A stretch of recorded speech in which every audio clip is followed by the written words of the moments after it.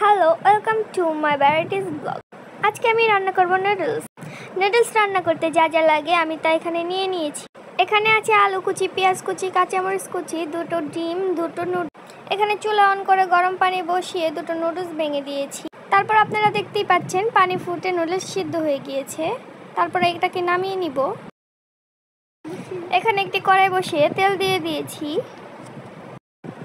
তেল গরম হয়ে যাওয়ার পরে আমি এখানে একটি আলু কুচি দিয়ে দিয়েছি। আপনারা চাইলে আরও কিছু সবজি এখানে অ্যাড করতে পারেন। এখন আলু সিদ্ধ হয়ে যাওয়ার পরে আমি এখানে কিছু পেঁয়াজ অ্যাড করে দিব। নেক্সট আমি কাঁচামরিচ অ্যাড করে দিয়েছি। এরপর এগুলোকে একসাথে মিশিয়ে ভেজে তুলে নিয়েছি। নেক্সট একটা কড়াই নিয়ে নিয়েছিলাম, তার মধ্যে একটু তেল গরম করে দুটো ডিম লবণ দিয়ে হালকা করে ভেজে নিয়ে আগে থেকে ভেজে তুলে রাখা আলুগুলো এর মধ্যে দিয়ে একটু মশলা ছিটিয়ে দুটোকে একসাথে একটু মিশিয়ে নিয়েছিলাম।